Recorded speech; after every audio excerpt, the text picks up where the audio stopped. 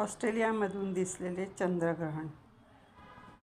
त्यात नुकतंच ग्रहण लागले असल्यामुळे चंद्र थोडा काळा काळा काळा लाल लाल भडक आणि असा डार्क दिसतोय. चंद्र किती लाल लाल दिसत आहे बघा. त्याच्या वेगळ्या वेगळ्या छटा बघायला मिळत आहेत. ग्रहण सुटताना हळूहळू चंद्राचा म्हणजे जी लालिमा होता एकदम लाल लाल दिसत होता तो हळूहळू वरून पांढरा पांढरा दिसायला लागला आहे. आता हळूहळू ग्रहण सुटत आहे.